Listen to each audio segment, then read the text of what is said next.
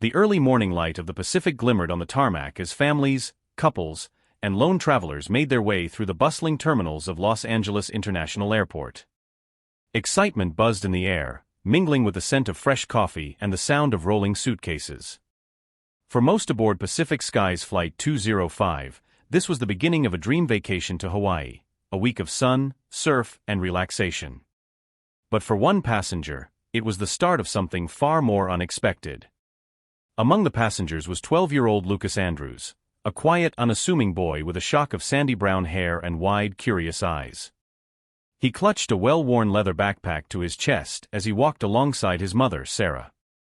She had worked 2 jobs for the past year to afford this trip, hoping to give Lucas a break from the monotony of their life in small-town Oregon. Lucas had always been different from other kids his age, shy, reserved, and much more interested in books than in people. He rarely talked about his interests, but Sarah knew about his obsession with planes. The walls of his room were plastered with posters of different aircraft, and he spent hours poring over aviation manuals and flight simulators on their outdated computer. "Are you excited, honey?" Sarah asked as they approached the boarding gate, trying to catch a glimpse of the boy who was already lost in thought. Lucas nodded absent-mindedly, his eyes already searching for the aircraft that would take them to paradise. When he spotted it, a sleek silver Boeing 737-800 gleaming under the California sun, a small smile tugged at the corners of his lips. They boarded the plane, greeted by the friendly smiles of the flight attendants. Lucas made his way to his seat by the window and immediately pressed his face to the glass, watching as the world outside shrank with every step. He barely noticed the other passengers as they filed in, stowing bags and settling into their seats. His mother took the seat next to him, letting out a contented sigh as she relaxed into her chair. "Do you want to sit in the aisle?" she offered, knowing how much he loved looking out at the clouds. "No, I'm good," Lucas mumbled, not taking his eyes off the activity outside. As the last few passengers found their seats, the pilot's voice crackled over the intercom. "Good morning, ladies and gentlemen. This is Captain Greg Martin speaking, and I'd like to welcome you aboard Pacific Skies Flight 205, nonstop service to Honolulu. We'll be cruising at an altitude of 35,000 feet today, with an estimated flight time of just over 5 hours. Weather en route looks smooth, and we're expecting to arrive on time. Please sit back, relax, and enjoy the flight." The plane taxied to the runway, and Lucas felt the familiar thrill of anticipation build in his chest. As the engines roared to life and the plane accelerated down the runway, he gripped the armrest tightly, his heart racing with the sheer exhilaration of takeoff. Within moments, they were airborne, the ground dropping away beneath them as the plane soared into the sky.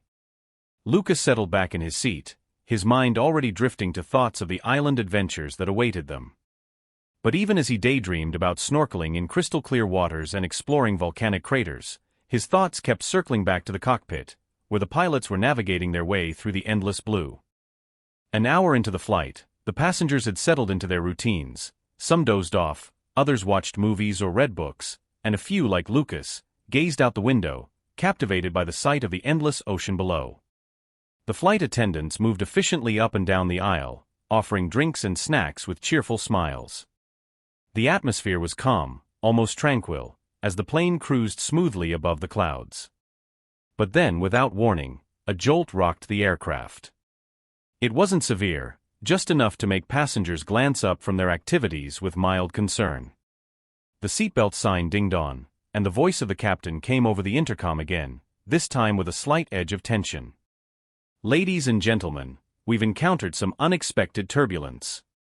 Please return to your seats and fasten your seatbelts. We'll be doing everything we can to ensure a smooth ride from here on out." Lucas felt his stomach drop, not from the turbulence, but from the tone in the captain's voice. Something wasn't right. He glanced at his mother, who gave him a reassuring smile, but even she looked a little worried. The plane steadied for a moment, and the tension in the cabin eased slightly. Passengers exchanged relieved glances, and the hum of conversation began to pick up again. But just as quickly as it had calmed, the plane lurched violently to one side. Gasps and cries of alarm filled the cabin as the plane dipped and then righted itself, the turbulence growing more intense. Lucas gripped his armrest, his heart pounding in his chest. He could feel the fear spreading through the cabin like wildfire, but what worried him most was the silence from the cockpit. Where was the captain? Then, without warning, the plane entered a steep dive. Screams erupted from the passengers as the aircraft plummeted, the ocean rushing up to meet them. Lucas's ears popped painfully, and his vision blurred as the G-forces pressed him back into his seat.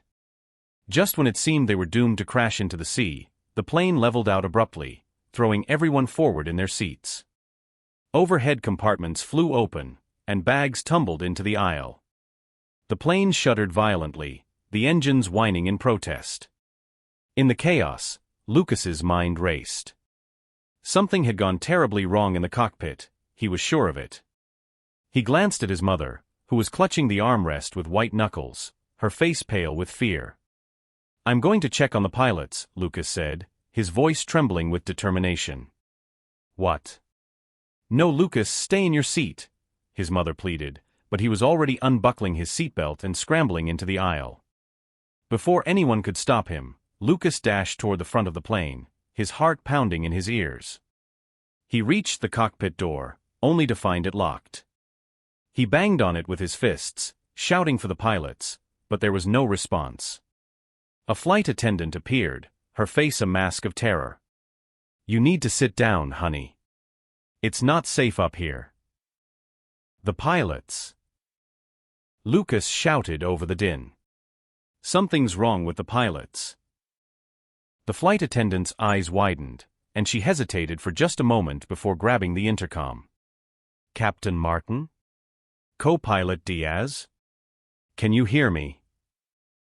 Silence. The flight attendant's hand shook as she reached for the emergency access code, punching it into the keypad next to the door. With a hiss, the door unlocked and swung open. Lucas's stomach churned as he saw the scene inside the cockpit. Both the pilot and co-pilot were slumped over in their seats, unconscious. The plane was flying on autopilot, but it was clear from the flashing alarms on the control panel that they were in serious trouble.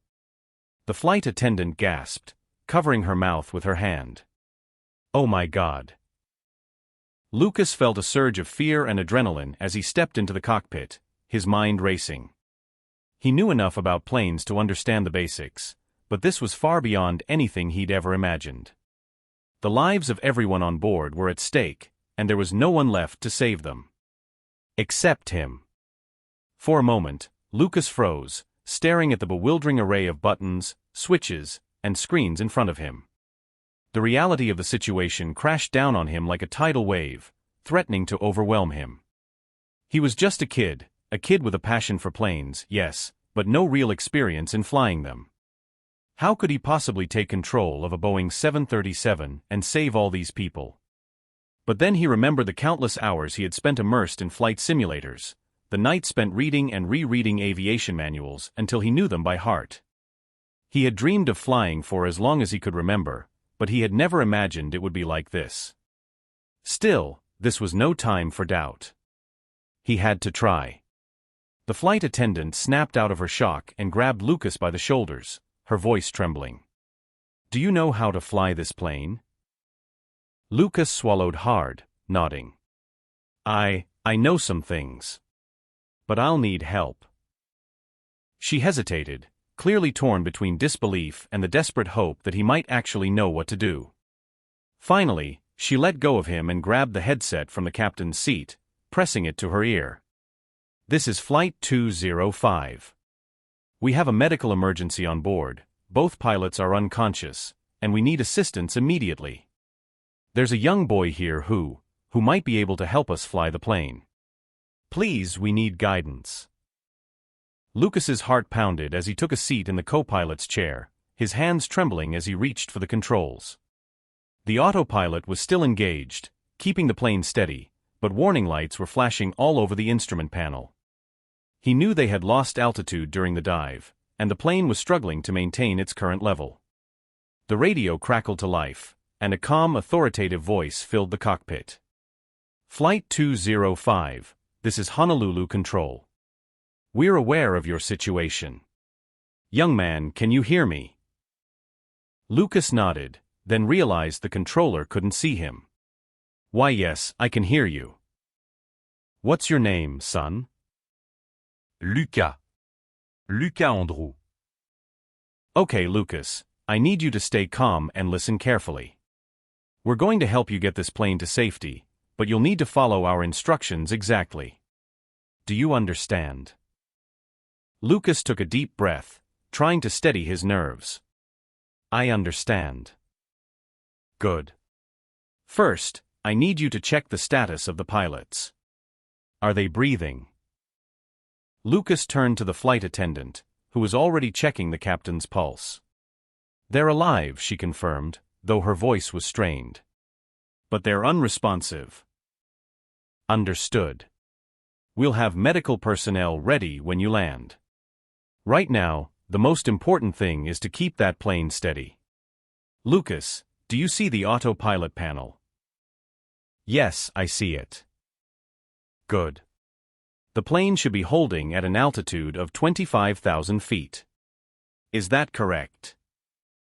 Lucas scanned the panel, finding the altimeter. No, it's at 22,000 and dropping slowly. The voice on the other end paused, a slight hitch in the calm demeanor. Okay, Lucas, we'll need to regain some altitude.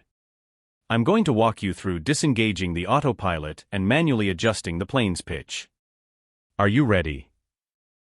Lucas nodded again, then forced himself to speak. Ready. The controller began giving instructions, and Lucas followed them with laser focus.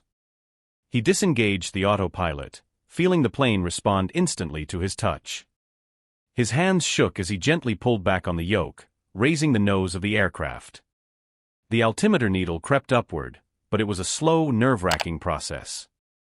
The plane shuddered as it climbed, turbulence buffeting them from all sides. The passengers in the cabin were silent now, too terrified to speak. Lucas could feel the weight of their lives pressing down on him, and for a moment, he felt like he couldn't breathe. But then he thought of his mother, sitting just a few rows behind him. He thought of how hard she had worked to give him this vacation, to make him happy. He couldn't let her down. He couldn't let any of them down. Slowly, steadily, the plane reached 25,000 feet and leveled off. Lucas let out a breath he didn't realize he'd been holding, his heart still hammering in his chest. Great job, Lucas, the controller said, his voice warm with encouragement. You're doing great. Now, we're going to start planning your descent into Honolulu. It's going to be a little tricky, but I know you can do it. Lucas nodded, sweat beading on his forehead. He had stabilized the plane, but the hardest part was yet to come. As Lucas followed the controller's instructions, a strange calm began to settle over him. The fear was still there, gnawing at the edges of his mind, but it was tempered by a growing sense of determination. He could do this. He had to do this. The descent was a delicate process, requiring precision and timing. Lucas carefully adjusted the throttle and flaps, keeping a close eye on the airspeed and altitude. The controller guided him through every step, his voice a steady anchor in the storm of panic swirling around them.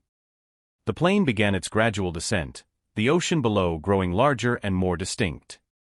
Lucas could see the outline of the Hawaiian Islands on the horizon, a sight that would have thrilled him under any other circumstances. But now, all he could think about was the runway at Honolulu International Airport and the lives depending on him to reach it safely.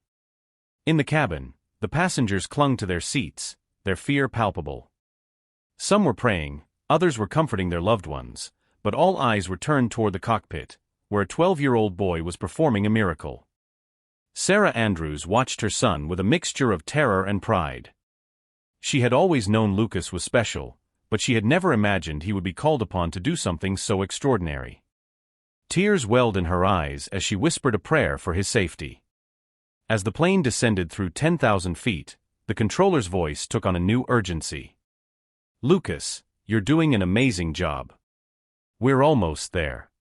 I need you to prepare for landing. Do you see the runway? Lucas squinted through the windshield, his heart leaping as he spotted the long strip of concrete stretching out from the shoreline. I see it. Good. Now, I need you to lower the landing gear and begin your final approach. Keep the plane steady and aim for the center of the runway. You've got this, Lucas. With trembling hands, Lucas reached for the landing gear lever and pulled it down. The plane shuddered as the gear deployed, and a new set of alarms blared on the control panel. Lucas's breath caught in his throat, but the controller's voice was there to guide him through the noise. Don't worry about the alarms, Lucas. Just focus on the runway. You're doing great. The runway loomed closer, growing larger with every passing second. Lucas could feel the plane resisting his control, the turbulence making it difficult to keep a steady descent. Sweat dripped down his face as he gripped the yoke, his knuckles white with strain. Almost there, the controller urged. Keep her steady, steady. The ground rushed up to meet them, and for a moment, it felt like the plane was falling too fast. Lucas fought the urge to pull up, remembering the controller's advice to trust the instruments. At the last second, he flared the plane's nose, bringing the wheels into position for touchdown. The plane hit the runway with a jolt, the tires screeching as they made contact with the asphalt. Lucas's breath caught in his throat as the aircraft bounced once, then settled onto the runway, speeding down the long stretch of concrete. He quickly engaged the reverse thrusters and applied the brakes, his entire body tensing as he tried to bring the plane to a stop. The runway rushed by in a blur, the end of it growing alarmingly close. Lucas could hear the passengers behind him, their collective gasp of fear hanging in the air. But then slowly, the plane began to decelerate, the roar of the engines fading as they rolled to a halt just before the runway's end. For a moment, there was silence, complete and utter silence, as if the entire world had paused to take a breath. Then, the cabin erupted in cheers and applause. Passengers hugged each other, tears streaming down their faces as they realized they were safe. The flight attendants, who had been holding their breath, collapsed into each other's arms, overcome with relief. Lucas sat frozen in the co-pilot's seat, his hands still gripping the yoke. He felt dazed, like he was waking from a dream. The reality of what he had just done hadn't yet sunk in. The controller's voice crackled over the radio, filled with emotion. Lucas, you did it. You saved everyone on that plane. You're a hero. But Lucas didn't feel like a hero. He was just a kid who loved planes, a kid who had been in the right place at the right time. The enormity of what had just happened was too much to comprehend. His mother was the first to reach him, pulling him into a tight embrace. She was crying, her tears soaking into his hair as she whispered over and over again how proud she was of him. Lucas clung to her, the adrenaline finally starting to fade, leaving him exhausted and overwhelmed. As the passengers began to disembark, emergency personnel rushed aboard, tending to the unconscious pilots and making sure everyone was okay. The story of what had happened on Flight 205 spread like wildfire, and by the time they reached the terminal, a crowd had gathered to greet them. Reporters and photographers jostled for position, eager to capture the boy who had saved a plane full of people. But Lucas wasn't interested in fame or attention. He just wanted to go home, to be with his mother and forget about the most terrifying day of his life. But as he walked through the airport, surrounded by the cheers and applause of strangers, Lucas couldn't help but feel a small spark of pride. He had done something incredible, something that would be remembered for years to come. And though he would never seek the spotlight, he knew that this experience had changed him. He was no longer just the quiet, shy kid from Oregon. He was Lucas Andrews, the boy who had taken to the skies and brought a plane full of people safely back to Earth. The weeks that followed were a whirlwind for Lucas and his mother. The media frenzy around the incident was intense, and offers flooded in for interviews, television appearances, and even book deals. But Lucas shied away from the attention, preferring to stay out of the limelight. Despite the chaos, Lucas found himself drawn even more to the world of aviation. The experience had ignited a fire within him, one that couldn't be extinguished. He spent hours at the local library, devouring every book on flight he could find, and he began saving up for flying lessons, determined to turn his passion into a future career. Pacific Skies offered the Andrews family a lifetime of free flights as a thank you for Lucas's bravery, but the greatest reward for Lucas was the realization that he had found his calling. The sky was no longer just a place of wonder for him, it was where he belonged. As for Flight 205, it became the stuff of legend. People marveled at the story of the young boy who had stepped up when no one else could, and Lucas's name became synonymous with courage and heroism. But to those who knew him best, he was still the same quiet, thoughtful kid who loved nothing more than to lose himself in the world of planes. And though the experience had left its mark on him, Lucas remained humble, his eyes always turned toward the horizon, dreaming of the day when he would once again take to the skies, this time as a fully trained pilot, ready to explore new horizons and conquer the challenges that awaited him.